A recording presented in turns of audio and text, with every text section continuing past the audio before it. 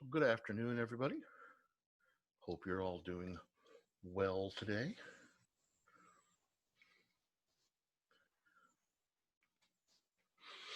Before I continue the conversation we were having yesterday on vectors, is there anything that you guys worked on that you would like to look at?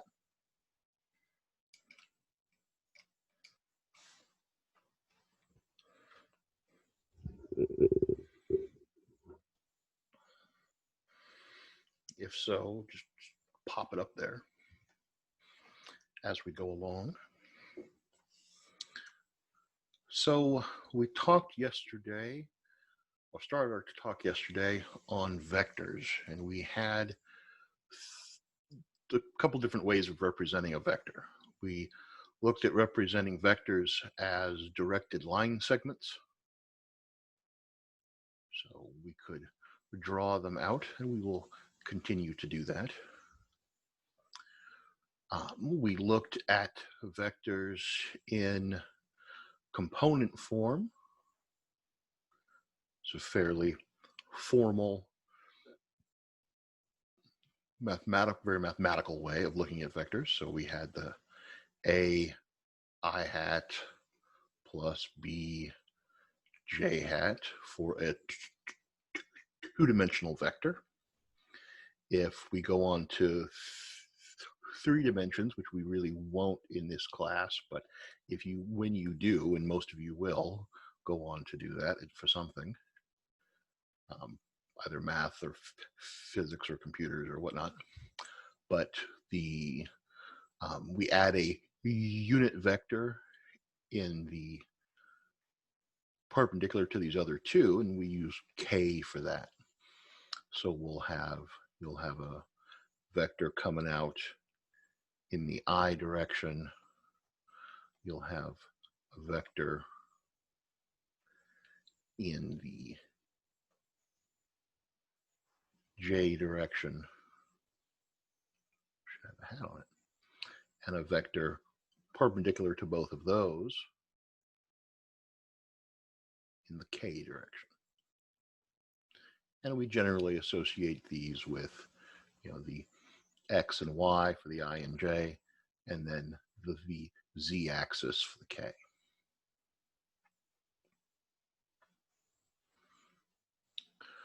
But we'll do almost everything that we'll do here, we'll do in 2 dimensions.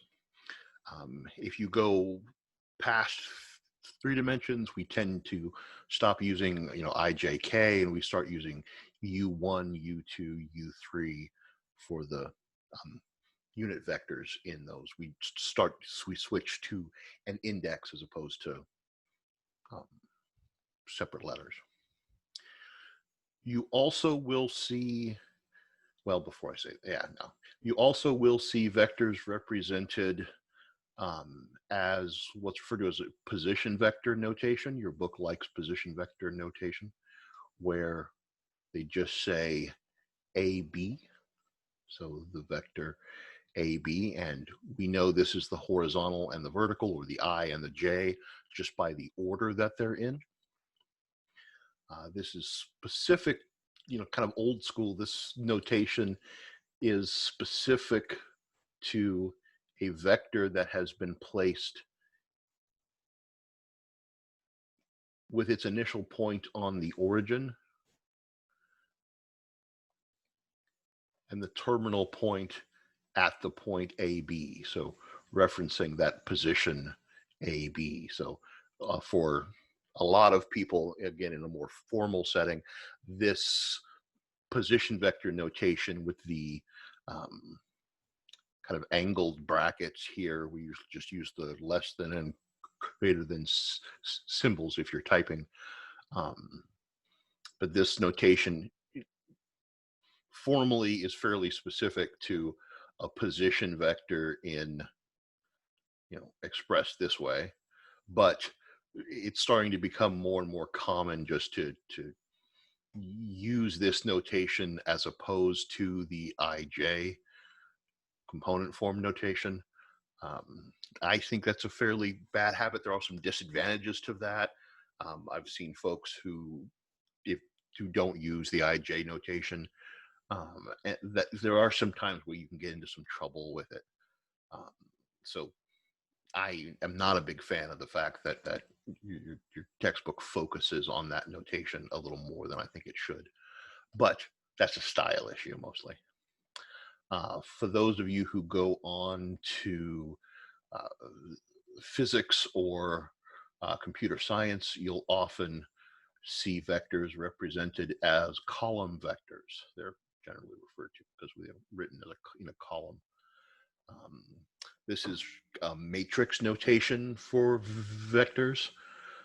It's often used, as I said, in physics, in linear algebra, in a lot of different mathematical applications as well, and mostly because it starts taking advantage of matrix operations. So the tools of multiplying, dividing um, with matrices. If you've done some matrix work, you'll be somewhat familiar with that. If you haven't yet, those of you who go on to take linear algebra or some of those other courses will do a lot with matrices. So that's this notation kind of takes advantage of some of that, and it's used a lot in physics. Those of you who are going to go take physics with Dusty or Dorothy here, you'll do a lot of your vector work in this kind of column vector notation. But they all are representing the same thing. They're representing this vector that has two components, A and B, that are combining to make this vector. Now, technically speaking, these don't even have to be horizontal and vertical. All they have to be is perpendicular to each other. So that's just some different notation that you'll see. I will tend to use this component form, the IJ form or IJK form, most often because I think it's really good for you guys to get used to seeing that and working in that way. Your textbook likes this form a lot, as does, I think, the calculus textbook. So you'll see that a fair amount. I'll use that sometimes too. I try to use it specifically when I'm talking about position vectors because, again, my background's fairly formal. Those of you who go on to physics, you'll see this notation a lot, but it all means the same thing.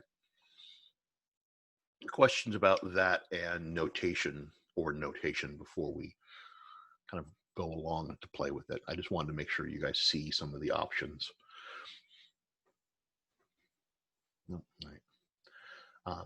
And this is not uncommon when you've got something that's used so extensively in so many different fields that the different fields or different uses start having different notations a little bit, just because they're used in so many different ways for so many different applications and are so powerful that it's common for slightly different notations to sneak up. So again, for us, I'll tend to stay here in the two-dimensional component form. But if you want to look at problems in other notations, let me know. And again, I'll use them a little bit interchangeably just so we get used to all of them. I won't do column vectors here just because we don't do matrix operations here. We'll tend to draw them to visualize them as directed line segments, formally do them in component form, and use position vector form sometimes when it's convenient. So the main place we stopped yesterday was if we were given a vector that was described to us in terms of its magnitude and direction. So if we were told this vector, I'm going to call it V, if we were told that the magnitude of V was, say, 18, and we were given the direction in terms of an angle, here I'm putting that angle in standard position just because, I don't know, standard position. So we're given that angle is, say, 35 degrees.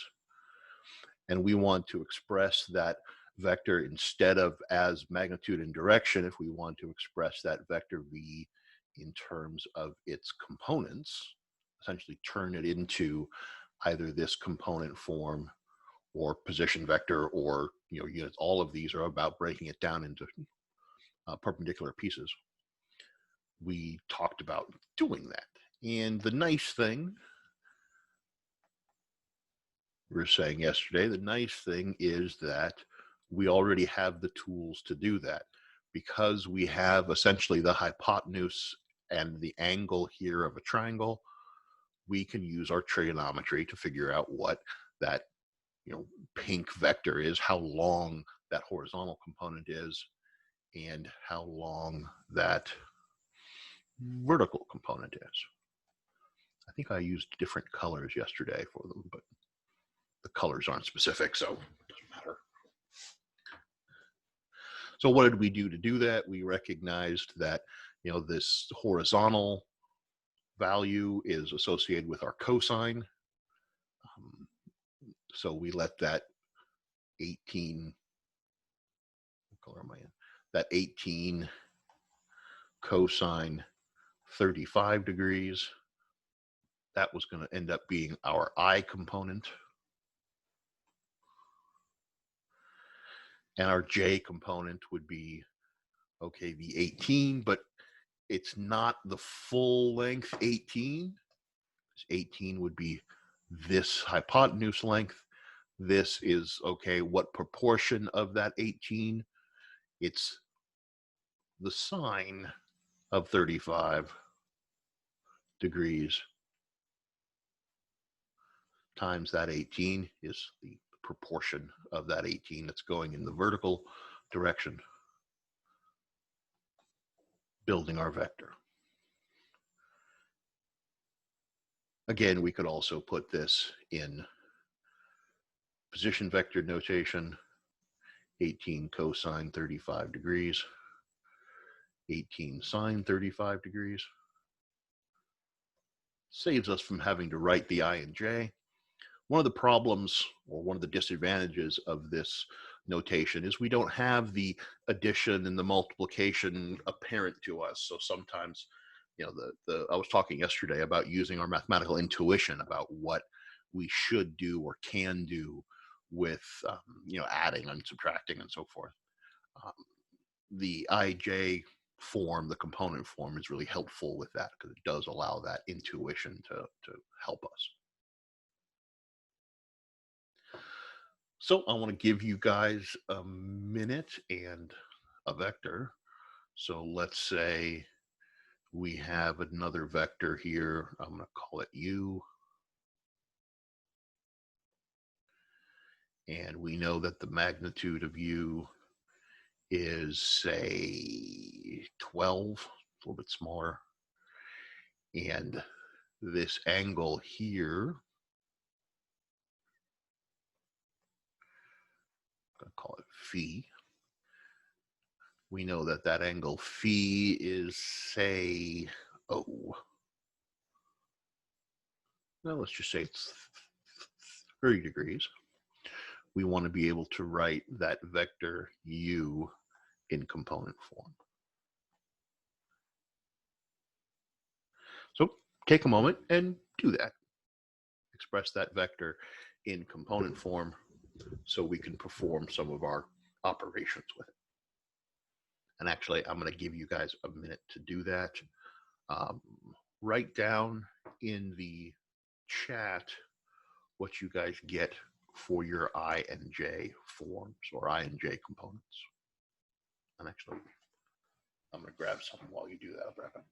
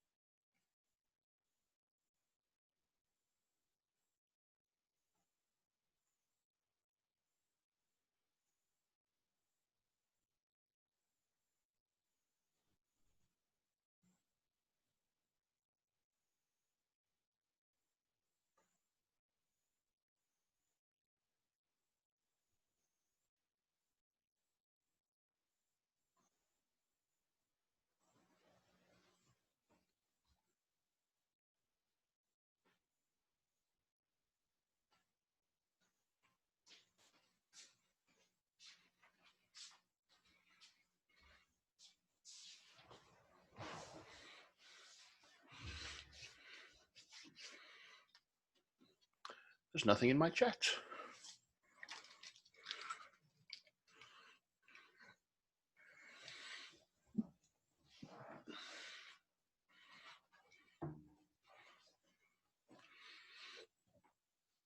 So did anybody find some values, or are you guys still being shy? It's been 9 weeks.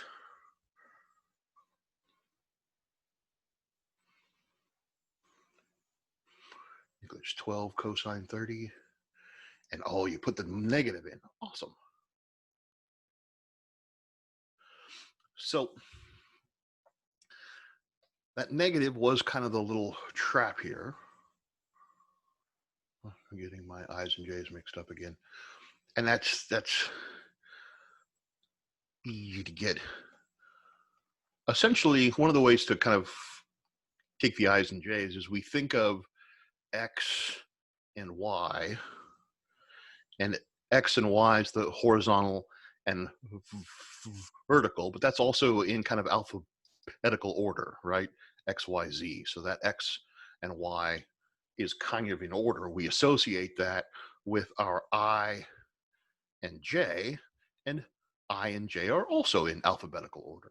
So in order, the first coordinate goes with the first coordinate, second coordinate goes with the second coordinate. If we go on to the higher dimensions and say X, Y, and Z, well, we associate the Z with I, J, K is also still in alphabetical order. So if that helps which one's I and which one's J, just kind of imagine them in order, and that might help.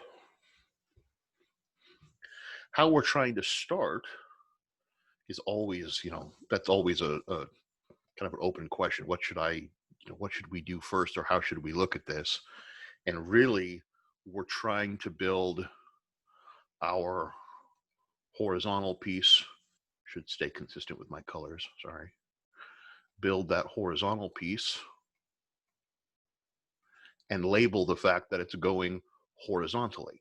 That I hat is essentially saying the horizontal component. Plus, we want to know, okay, how far is it going in the vertical? And express the fact that that is a vertical component. That I and J essentially tell us direction. So how much in the I direction, I is associated with horizontal, and how much in the vertical direction, J is associated with vertical. Why don't we just call them X and Y instead? You might be thinking. Some people do. I was looking at some videos on vectors to see if I liked any for you guys, and there was one that was a really good video actually, and he was using so many in the Y hat and so many in the X hat. That was just the notation that he used. The I and J is kind of the formal notation. It's what you'll see with vectors fairly ubiquitously. He was trying to kind of simplify it a bit by sticking with X and Y.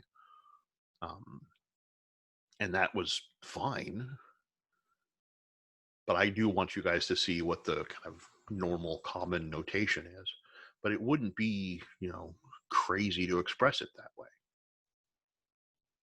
So essentially, we're trying to take this vector that has a direction and a magnitude, and that direction and the magnitude can be any particular direction, and trying to break it down into a direction and a magnitude, break it down into two perpendicular components, two components that are broken up in what we're going to right now call horizontal and vertical. So we want those distances.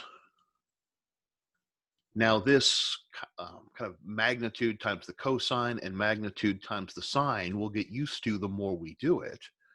But in essence, that is something that we've been doing for quite a while in terms of the triangles. If we know this length or want that length A And we know this length is 12. We don't care about this length right now. And we know this angle is 30 degrees. Our trig will allow us to find that other side length. Now, it's helpful for us to make sure we're measuring everything in the same way. So the fact that this angle was positive 35 degrees means if we're expressing our angles in standard position, we should really be thinking of this phi down here. Thinking of this phi down here as negative 30 degrees. That way we're measuring everything from the zero, from standard position. So I'm going to be thinking of that as a negative 30 degrees.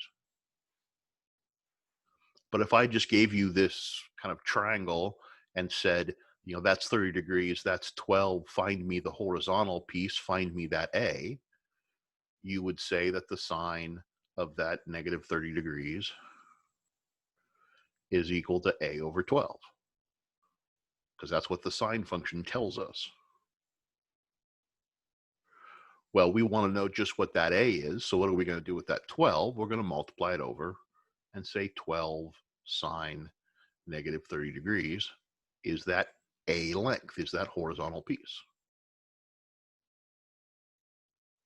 Now, of course, you should be arguing with me at this point because I keep saying sine, and it's not sine. What is it?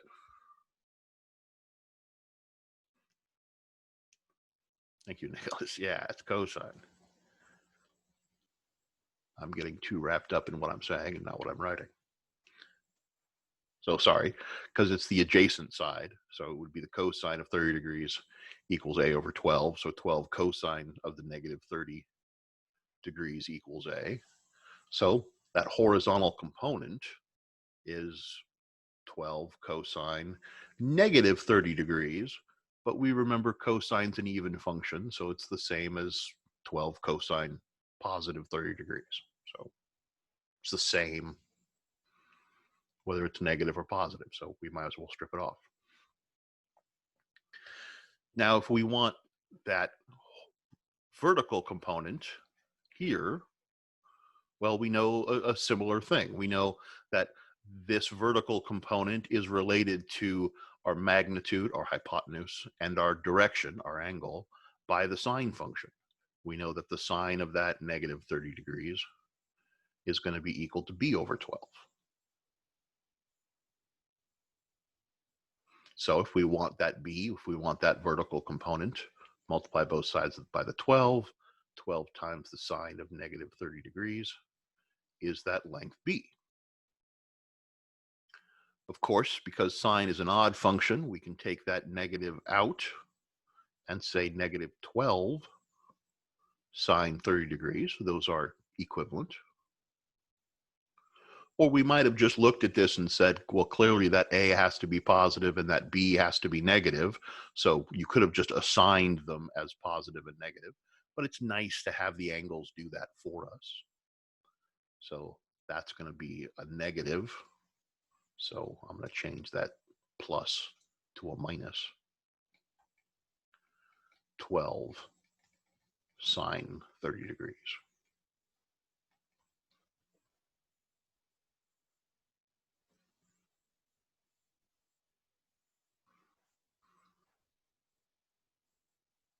So now we have that vector broken down into a horizontal piece and a vertical piece.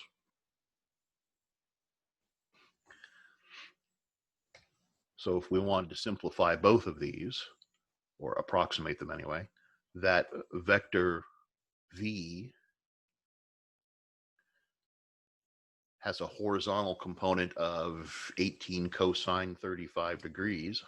I have to bring my calculator up here.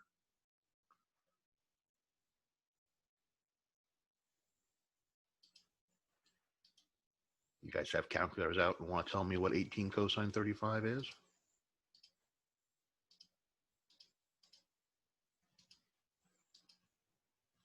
I'm getting 14.7. Yeah, 14.74. So 14.74 in the I plus what's 18 sine 35 degrees?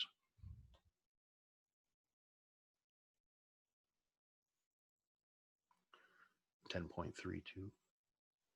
10.32 in the J. So that's broken this vector V down into a 14.74 units in the horizontal. So in the I direction. So it's 14.7 little unit vectors in that I direction. And 10.32, so 10.32 little units in that J direction. For vector U, if we want to approximate it,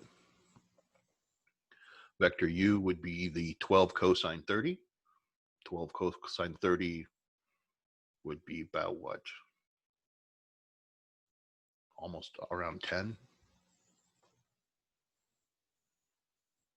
So what is 12 cosine 30? 10.39, so really close to that one. 10.39 in the I. And in the J, it's negative because it's going downward because this angle is negative. 12 times the sine of 30, which should be what, 6? Because sine of 30 is a half in the J. Now, why is that convenient? Why would we want to go to all the work to break that down into a horizontal component and a vertical component? Well, let's say for sake of argument that this vector V, that this vector is, say, the motion of a ship. So a ship is headed this direction. So it's traveling, say, 18 knots at an angle of 35 degrees. While doing that, the current, the water, is going this direction at 12 knots, nautical miles per hour, at this heading.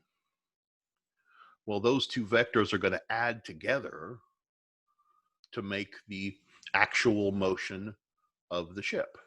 So what's that ship going to do? Well, it's going to be wanting to go this way while the current is going that way. So what's it going to do? It's not going to go exactly in the V direction. If you've ever swam where there's a current, you know that. You can't head in that direction by swimming in that direction because the current's going to pull you off. So which way is it going to go? Well, it's going to go this way, trying to go in its own direction, but being pulled off by the current. A little bit more. And we could visualize that by either picking up that vector U and drawing it there, that head to tail method we talked about yesterday, or by kind of drawing this parallelogram, and the resultant vector is the diagonal of that parallelogram. So if we wanted to figure out what that sum is of the ship's motion plus the water's motion, well, I could tell you that this is 18 knots at 35 degrees and tell you this is 12 knots at negative 30 degrees. But I don't know about you, but I can't take 18 at 35 and add it to 12 at negative 30 without breaking it down. How do we know what direction this is going to go? And how do we know at what combined speed this is going to go?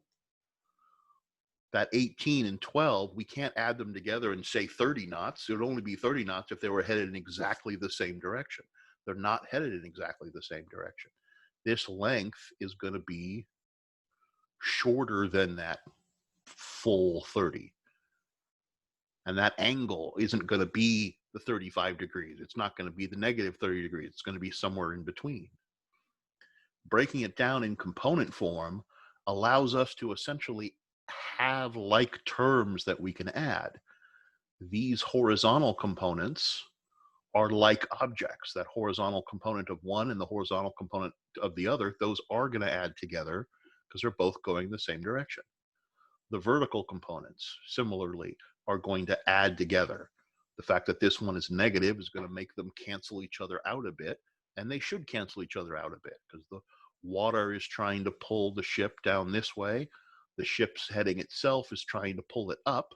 Some of that should cancel out. So if we add these together to get the actual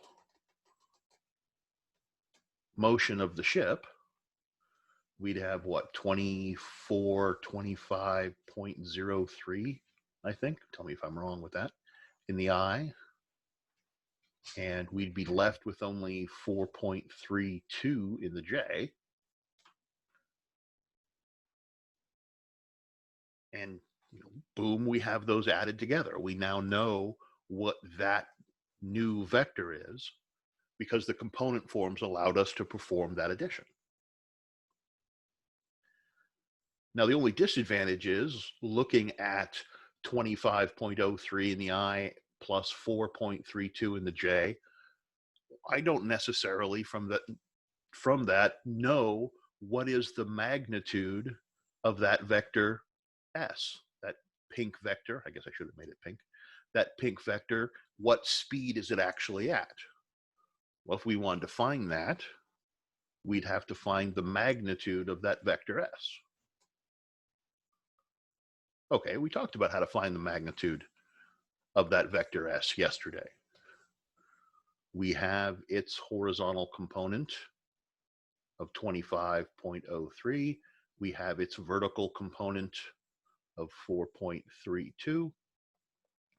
If we want to know what that, essentially that hypotenuse length is, what that vector's length is, it's just a Pythagorean theorem question. It's the square root of the sum of those squares, 25.03 squared plus 4.32 squared. And that's going to give us what that overall combined speed is.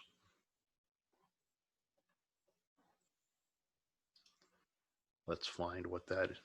Where'd my calculator go? Oh, there it is. So 25.03 squared plus 4.32 squared. That result, can't forget to square root it. And we get 25.4. So the magnitude of that S is 25.4. So in context of our ships, the ship is actually, it's trying to go this direction at 18 knots, but the water is pushing it some, so it's speeding up. So it's actually going 25.4 knots. Okay, but what direction is it going in? Well, if we want to know what direction it's going in, well, we have its horizontal component of 25.03. We know its vertical component is 4.32. If we wanted to find this angle for its heading, well, we have a trig function that can do that. What trig function would we use to figure out what that angle is being given that adjacent side and opposite side? Given that horizontal and vertical component, what trig function are we going to want to use to try to figure out what that angle is?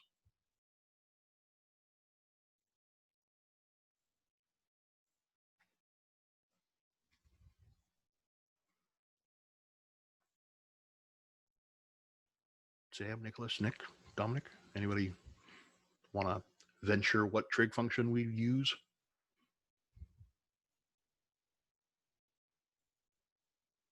Given that we know the adjacent and opposite sides, or opposite and adjacent sides?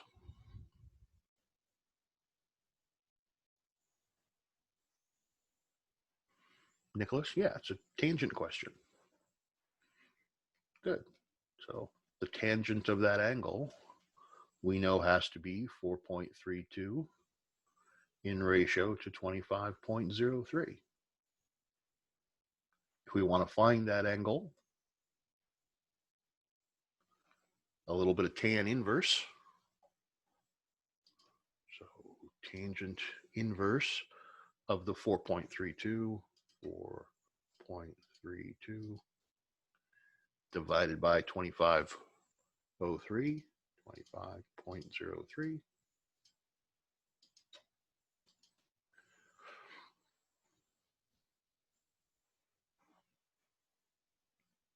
Am I in? No, I'm in degrees. Oh, it's just small. Okay. So what, about 9.8 degrees? 9.8 degrees. Now, we certainly know that we used an inverse function, so we get multiple answers. But those answers are either going to head into quadrant 1 or back into quadrant 3. And because these were both positive, we know we're going to head into quadrant 1. We'll talk about that more. But that answer that we want is that 9.8 degrees. So given those two pieces of information about the boat and the current, turning it into component form allowed us to combine them, allowed us to find the sum, to find the result. And resultant vector is a common language used for that. And then we were able to take that component form and turn it back into what its magnitude and direction was. This is a fairly common vector process.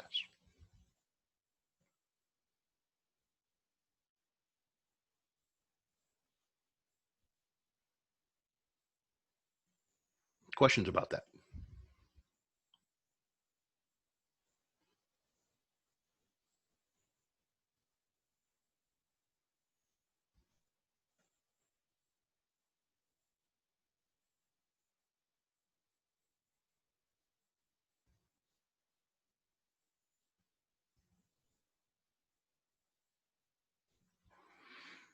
I want to jump right into kind of doing another example with that. Let's be kind of a little bit more formal with our metaphor here. So let's say, let's use airplanes. So let's say we have a plane traveling, oh, that E and L in the wrong place. It doesn't matter. Traveling at 500 miles per hour at, we're going to give this as a bearing. So I'm going to follow your book's convention for bearings. So 310 degrees from north. And we'll talk about bearings in a minute, like what that means. The wind is at 70 miles an hour, which is a lot of wind if you're on the ground, but if you're, a mile up in the air, 70 miles an hour is actually not that too crazy for a wind speed. And that wind is going in the direction of, let's go with 170 degrees from north. We're going to ask here, what is the ground speed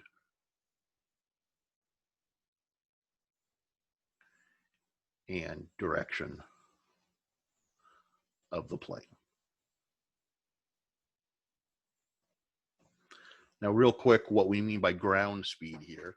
So like swimming in water, if you're in the air, if you set yourself to fly at a particular speed at a particular direction, so if you think you're flying that way and the wind is going this way, then you're not going to go in reference to the ground, you're not going in the direction you think you are.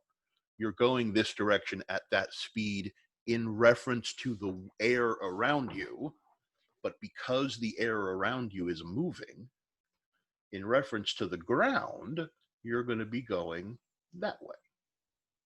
So when you talk about the speed of an airplane or a speed of a boat or whatnot, you're talking about its speed relative to its environment, relative to what it's in, or in this case, the kind of the fluids it's in. But in reference to something fixed, like the ground, that speed is often quite a bit different. So this is what the plane is doing in the air, but since the air is moving, the 500 miles an hour at the 300 degrees north is not the ground speed and direction of the plane. It's the air speed and direction of the plane. And you might have heard that term, airspeed. Like, why do they say airspeed? Why not just speed? Because the airspeed is the speed relative to the air, not the ground. So what do we know? We know the speed of the plane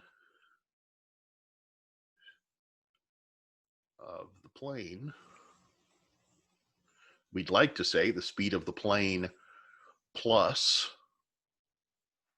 the speed of the wind equals that ground speed. I said we'd like to say that. Like if the plane was going 500 miles an hour plus the wind of 70 miles per hour, it would be nice if the ground speed was 570 miles an hour. But that only happens if the plane and the wind are going in the same direction. If you have a pure tailwind, as they call it, then yeah, you get to add those together. But we have to take the directions into account. So we can't talk about speed. Speed is a magnitude. We need to talk about both the speed and the direction. So we're talking about velocity here. And that's that difference between speed and velocity. Velocity is how fast you're going and in what direction. Speed is just how fast you're going. So we have to incorporate all of this information together and all of this information together to be able to add these up. So how are we going to do that? Well, first I'm going to draw a nice diagram. You know how much I like the nice diagrams. See if I can get that more perpendicular. There we go.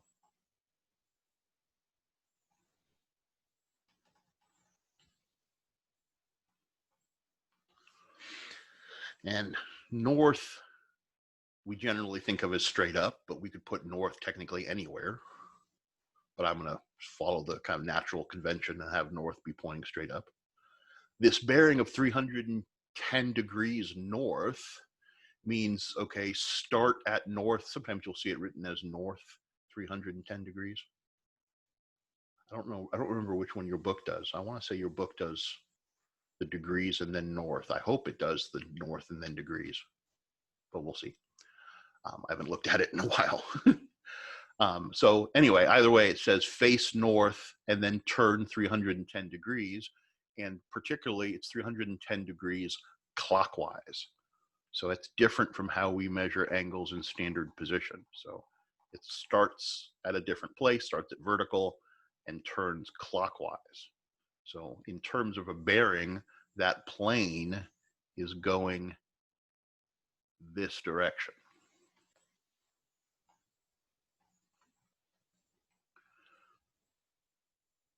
Where that's 310 degrees. And the length of that vector would be that 500 miles per hour. The wind is at 170 degrees north. Okay, make the wind blue. I don't know, because of air. So that would be going from north clockwise 170 degrees. So it would be going in this direction and only have a length of 70. So those are probably not quite proportional, but I want to make sure we can see its pieces.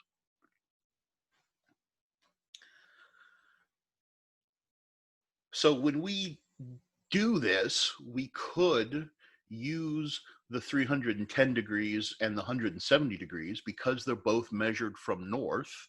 We could go ahead and do that. As long as they're both measured from the same reference the same way, we could use the 310 degrees and the 170 degrees. Or if we wanted to, we could instead redefine those angles in terms of standard position. So if we wanted to, that's 170 degrees, sorry, 170 degrees. So if we wanted to, we could redefine this angle, for example, as negative 80 degrees, if we wanted to write it in standard position, and this angle as what that would be the other 50, so that'd be 140 degrees. So if we really like thinking in standard position, because that's what we're used to, we can convert those bearings into standard position. We'll have to convert back later, but that's okay. Or as long as those are measured from the same place in the same orientation, which they are, we can use the angles as they're given. Now I'm going to ask you guys, which would you prefer? You want me to use the bearings, the 310 and the 170? Or do you want me to redo things in standard position? Particularly early on, lots of folks like to write things in standard position. So I'm going to let you guys choose. I need you to tell me.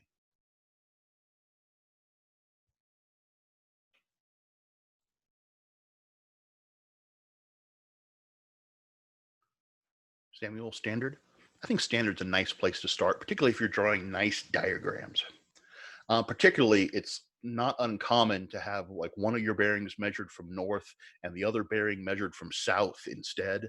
And as soon as you start doing that, you have to convert. So I think standard position would be nice. It also helps our vertical and horizontal stay vertical and horizontal. So if we want to take the vector of that plane's motion,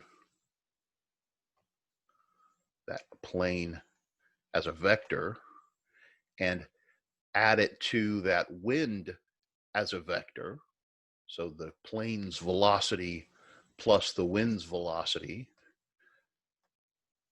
to get our resultant ground speed as a vector. So I shouldn't say ground speed, let's just say ground velocity. Those are going to add together. And, you know, if we kind of try to draw a diagram of what it would look like added together, it should still be going mostly north, but a little bit pulled towards the south and a little bit slowed down because that wind is fighting it. So how are we going to add the 500 in this direction plus the 70 in this direction? Sorry, it should be 70 because that was the length, not the angle. Sorry. How are we going to add those together, making sure the right parts get added together? Well, just like we did in the problem above, we're going to break them down into components. So what's the plane in component form? Well, it's 500, but the horizontal component is the cosine part of that 500. So 500 cosine 140 degrees in the I, plus 500 times the sine of the 140 degrees in the J. It's horizontal and vertical components. The wind, same idea. 70 miles an hour. But the horizontal component would be the cosine of the negative 80 degrees. That's in our I. Plus the 70's vertical component. So 70 times the sine of negative 80 degrees in the J.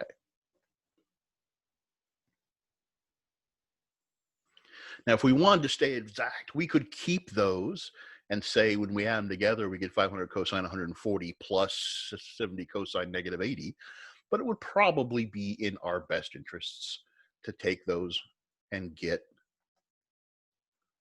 some nice decimal approximations for that. I know you guys got to go soon, but let's finish this problem up. So what is 500 times the cosine of 140 degrees?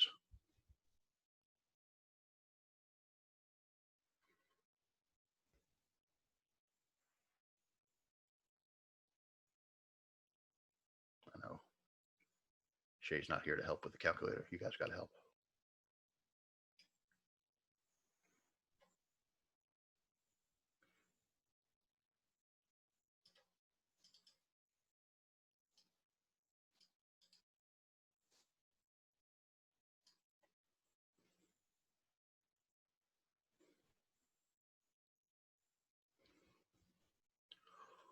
Or not, I suppose. Negative 383. Yep, so negative 383 in the I. So that's, again, that's this horizontal component there of the 500. So that should be fairly large. Sam, were you doing this 70 for the wind instead?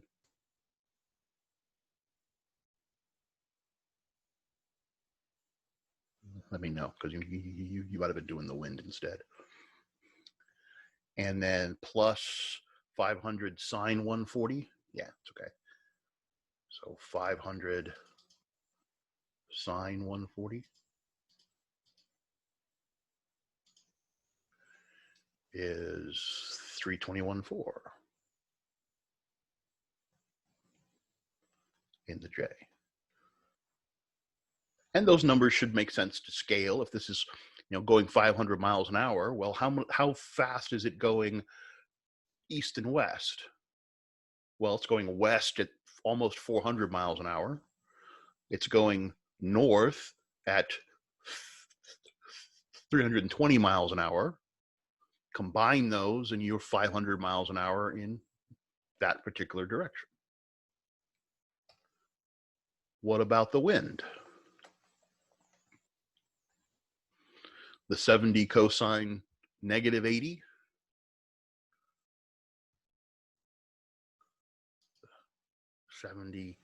Cosine negative 80. You'll notice that the negative doesn't give us a negative answer because cosine's an even function. And Samuel, that's your 12.15. So 12.15. And that should seem, that number seems small, but at negative 80, this is just a little tiny horizontal component. So the fact that that 12.15 is so small should actually be fairly reasonable. That wind is almost entirely north-south. It has a little tiny easterly component. What's the 70 times the sine of negative 80?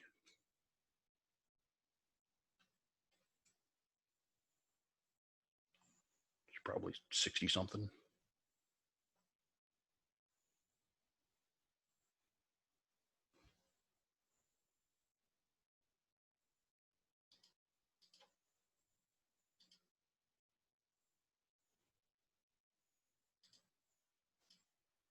$68.9.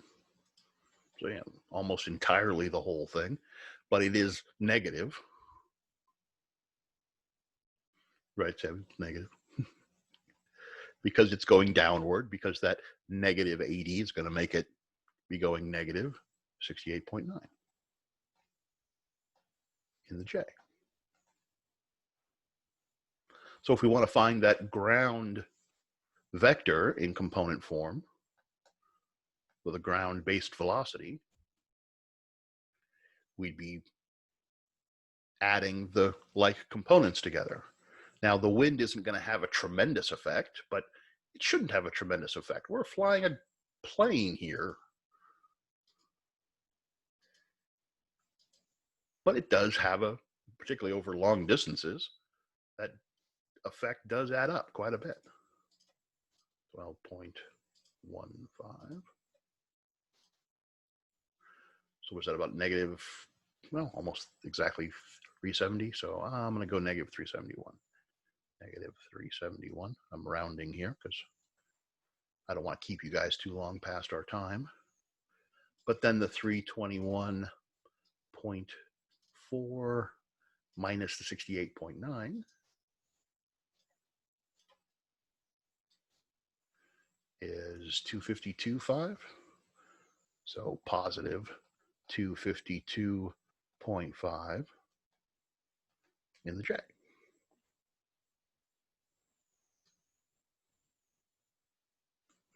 And again, that should seem reasonable. The horizontal component is negative because we are going westerly. The vertical component is still positive because we are going northerly. I don't think northerly is a word, but that's okay.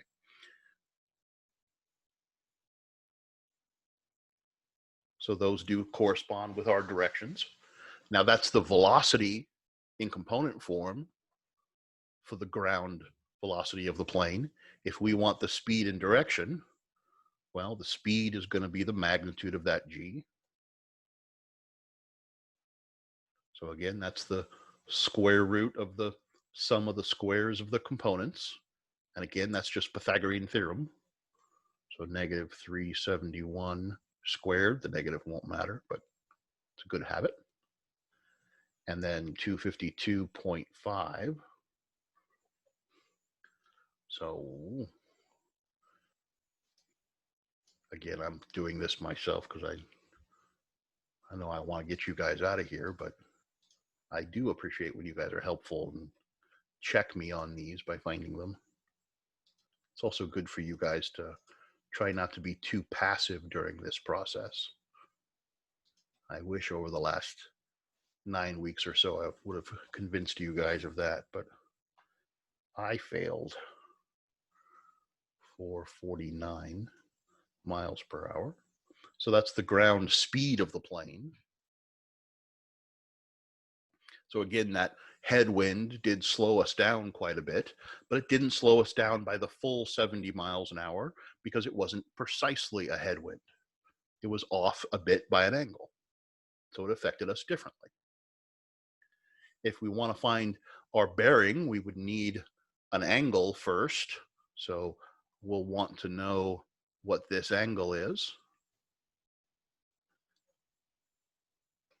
And how do we find that angle? Well, that's a tangent question.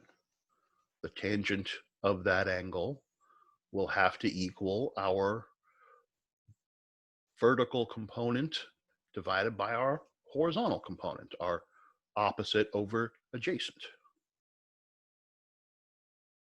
So the tangent of that angle equals what, the 252.5 divided by the negative 371. I want you to notice, by the way, I did not write, on very much on purpose, did not write theta equals the tan inverse. The reason is, if we write theta equals the tan inverse of b over a, then only that principal tan inverse, only that one tan inverse answer pops out. Because we want those extra answers, and I'll show you why in a second, because we want all those infinitely many answers, we need to start with the tangent equaling the ratio. So when we bring in that tan inverse, we get those extra answers. So when we find out what the tan inverse of that 252.5 over negative 371 is, 252.5 divided by the negative 371,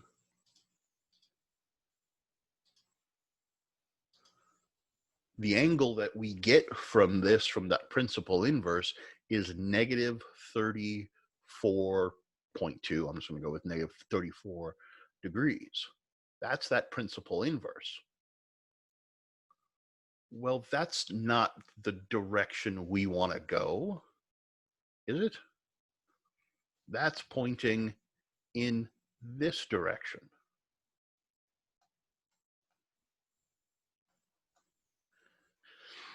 Now, we should have been expecting that because we know tan inverse only gives us answers in quadrant 4 and quadrant 1.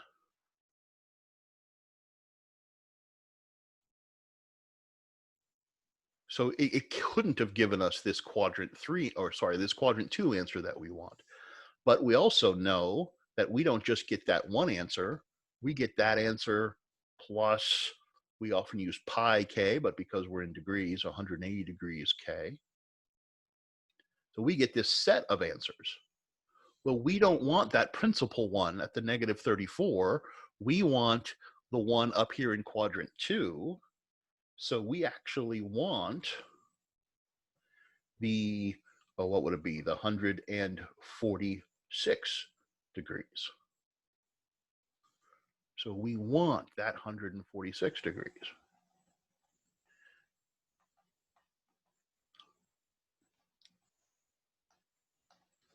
And if we don't do that, we're going to lose our answers, be heading in the wrong direction, and our planes never get where we want them to go. So we have to be careful about that. We are formally using the entire tan inverse, or we are using the whole tangent.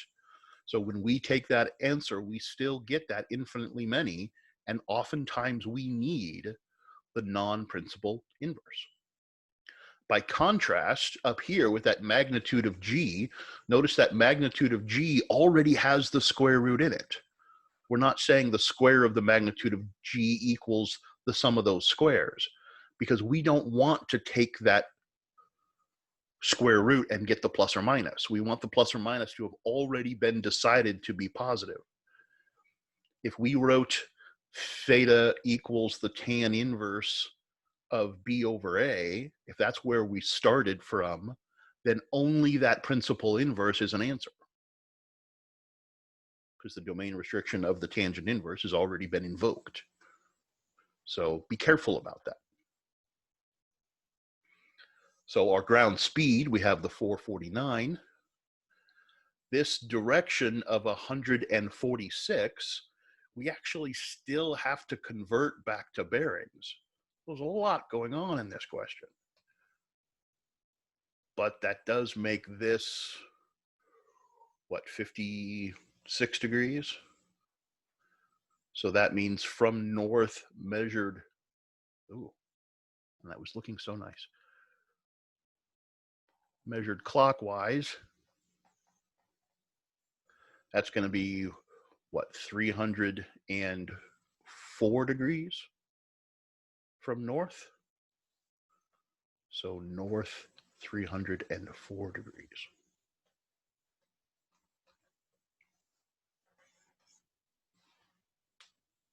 So these vector questions can get a little involved. But to simplify it, what are we doing? We're taking our plane and wind information, turning them into component form so we can perform the addition. Once we perform the addition, we're turning them back into magnitude and a direction. There are just details in that we have to be careful of. Okay, wow, we're like 15 minutes over.